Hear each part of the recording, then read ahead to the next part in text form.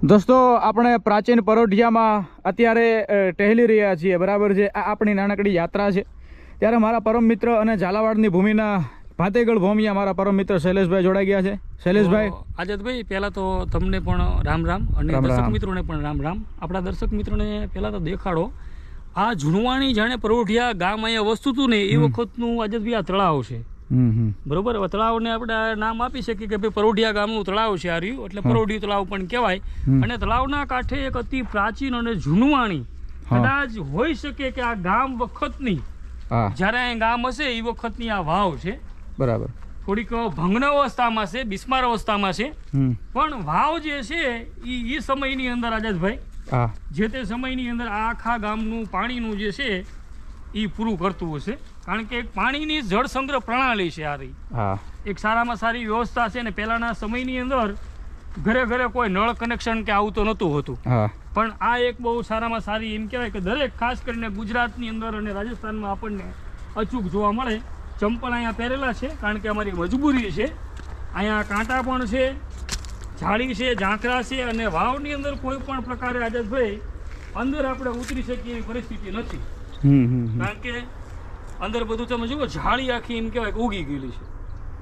અને આ સરસ મજાની તમે જુઓ બેલા પથ્થર, બરોબર, આખા જે પથ્થર છે પથ્થરને જ ગોઠવીને તમે જુઓ સરસ મજાની રીતે એમ કહેવાય કે આની વ્યવસ્થા જે છે એ વખતમાં કરવામાં આવી છે। અને સદભાગ્ય છે કે આજે પણ આ વાવ જે છે ને આઝાદભાઈ આપણને એની મૂળ અવસ્થાની અંદર થોડી ઘણી એમ કહેવાય કે ઉપરથી આગળના ભાગે અને પાછળના ભાગે થોડીક ભંગાણ અવસ્થામાં છે, પણ છે આજે પણ એ જે એની મૂળ અવસ્થા છે એને જાળવીને ઊભી છે। જે તે સમયે આ વાવ જે છે એ આ ગામ માટે અતિ મહત્વની હશે, મહત્વની વસ્તુઓ છે। અને એક સરસ મજાનું તળાવ તો બધી બાજુ તળાવડું, અહીંથી આપણે ઉતરી જઈએ અને દર્શક મિત્રોને આ એક આ બાજુથી આવો,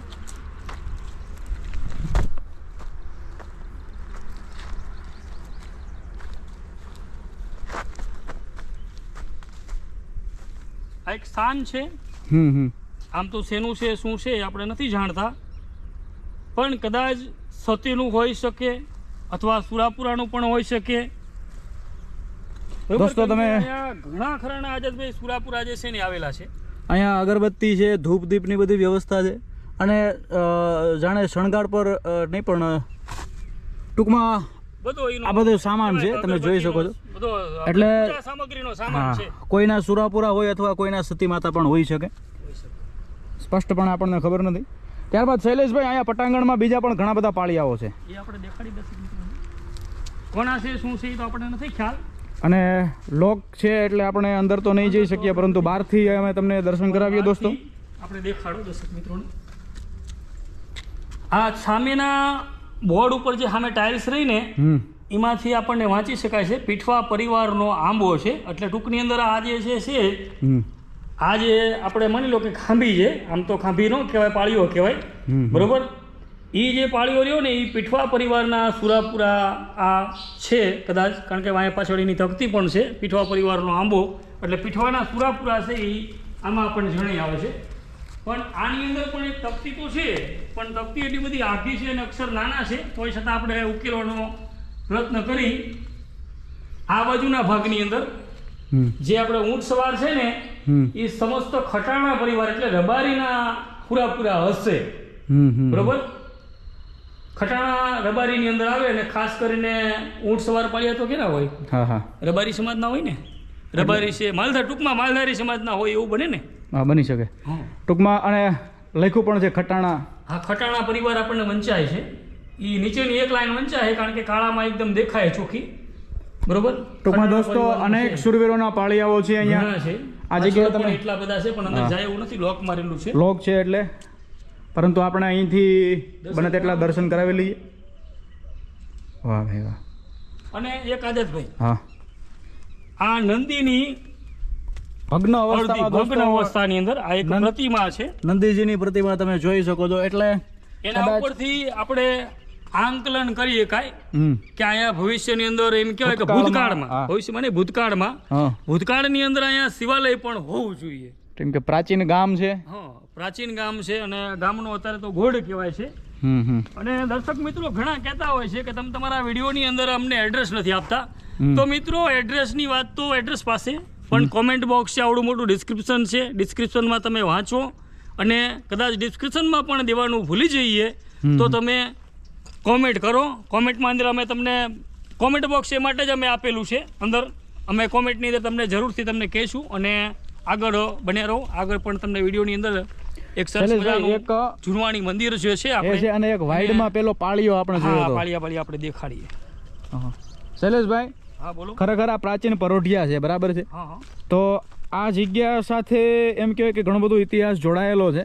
હવે ઇતિહાસની જો વાત થાય ને હા, તો આજુબાજુના ગામમાંથી ખાસ કરીને રાજપર છે, કંકાવટી છે, એની અંદર ઘણા વડીલો છે, વૃદ્ધ છે, જે મારા સંપર્કમાં છે, જે મને ઓળખે છે, બરોબર. અને ઘણા પાસે મેં સાંભળેલું પણ છે. એ પેલા નેહડાઓ હતા કે અહીંયા પેલા માલધારી સમાજના નેહ હતા, બરોબર. માલધારી સમાજના નેહ હતા અને આજથી વર્ષો પહેલાંની આ વાત છે કે જાણે અજમલ રાજા પોતે કૃષ્ણ ભગવાનને પરસવા માટે દ્વારકા નીકળ્યા અને એ દ્વારકાથી જાણે વર્તી ફેરે એમ કહેવાય કે કૃષ્ણને પરસીને 2 ફૂલની પ્રસાદી લઈને જાણે પરત ફરતા હતા. જાણે એ પરત ફરતી વખતે કૃષ્ણ ભગવાન જાણે પરત અજમલ રાજા પરત ફર્યા કૃષ્ણ ભગવાનને પાસેથી પરસીને, જાણે એમ કહેવાય કે અહીંયા પહોંચતા પરોઢિયું થઈ ગયેલું. અને એ વખતે અહીંયા માલધારી સમાજના નેહ હતા, પડખેથી ફલકુ નદી છે અને એ વખતની અંદર એ નદી સજીવન હશે, કારણ કે ઘણા આપણે વડીલો પાસેથી સાંભળેલું છે કે નદી એ વખતના સમયમાં સજીવન હતી. એટલે નદીની અંદર સ્નાન વિધિ કરી અને એમ કહેવાય કે જાણે બહાર આવતા હતા રાજા પાસે. તો એમ કહેવાય કે અજમલ રાજા વિશે તો મેં એવું સાંભળેલું છે કે અજમલ રાજા દર પૂનમે એમ કહેવાય કે રાજસ્થાનથી દર પૂનમે છે કે એમ કહેવાય કે દર પૂનમે પોતે દ્વારકાધીશના દર્શને જતા, આવું એમને વ્રત હતું. એક આ પાળીઓ છે, આપણે વાત કરીએ. આ એક આપણે પેલા વાત કરી જ દો શૈલેષભાઈ, આ પાળિયાની વાત પેલા આપણે કરી, પછી દર્શક મિત્રોને આપણે ચાલુ રાખીએ ને આપણો તાર તૂટે નહીં. આ એક જુનવાણી ગામ વખતનો પાળિયો છે. આ પાળો છે ને પાળાની બિલકુલ બાજુમાં છે અને ભંગ્ન અવસ્થાની અંદર એમ કહેવાય કે સુરવીર યોદ્ધા જે છે ઘોડેસવાર આપણને અડધા પડતા દેખાય છે. દોસ્તો તમે જોઈ શકો છો એ આઝાદભાઈ સમયની સાથે એમ કહેવાય કે થોડું ઘણું ઝાંખું થઈ ગયું છે. અહીંયા આ પાળા ઉપર છે આ પાળિયો. અને હવે આપણે આગળ હાલીએ એ પેલા જે આપણે વાત અધૂરી મૂકી હતી દર્શક મિત્રોને, એ વાતને આપણે પૂર્ણ કરીએ, બરોબર. આગળ તમે સરસ મજાના આપણા દર્શક મિત્રોને પરોઢિયા ગામનું બધું દર્શન કરાયા છે, પણ આ ઇતિહાસ જે છે એ બહુ જાણવા જેવો છે. એટલે એ વખતના સમયે જાણે અહીંથી પાછા વર્યા અજમલ રાજા, તાણે પોતે એમ કહેવાય કે અહીં અજમલ રાજાને પોતે જે છે માલધારી સમાજે રોકેલા અને પરોઢિયે પહોંચ્યા. એટલે આ જે ગામ હતું એનું નામ એ વખતમાં પરોઢિયું પડેલું. આવી બધી પડખેથી એમ કહેવાય કે આજુબાજુના ગામની અંદર જે વડીલો છે, વૃદ્ધ છે, એમની પાસેથી આપણને માહિતી મળે છે. રામદેવપીરનું મંદિર પણ છે સરસ. રામદેવપીરનું મંદિર તો પાછળથી એમ કહેવાય કે આ જગ્યાએ એક પરમ રામદેવપીરના પરમ ભક્ત હતા, ઉપાસક હતા, તળસી ભગત કરીને. એમને પાછળથી આ વસ્તુની ખબર પડી કે ભાઈ આ રીતે અહીંયા વસ્તુ બનેલી છે, બરોબર. પરોઢિયું નામ છે, બધું આપણે ઇતિહાસ જાણતા હોય, આપણા સુધી પહોંચ્યો હોય તો એમના સુધી તો પહોંચ્યો હોય એવી વસ્તુ તો બને જ નહીં. એ વખતના સમયની અંદર આપણા કરતાં પણ ભક્તિભાવની અંદર જીવાવાળા અને માનવવાળા વ્યક્તિ ઝાઝા હતા.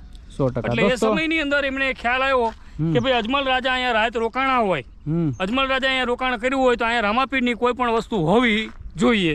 પછી પાછળથી એમ કહેવાય કે પોતે રામદેવપીરના એક પરમ ભક્ત હતા, એટલે એમને રામદેવપીરનું મંદિર જે છે એનું નિર્માણ કર્યું. પણ ખરેખર આ ગામ જે છે એ અજમલ રાજા અને રામદેવપીર હારે પહેલેથી જોડાયેલું છે. આગળ ગામ વખતનું જુનવાણી, આઝાદભાઈ ગામ વખતનું જુનવાણી પરોઢિયા ગામ વખતનું પાતાળિયા હનુમાનજીનું 1, 2 અને 3 મંદિર છે. એવું 3 મંદિર છે.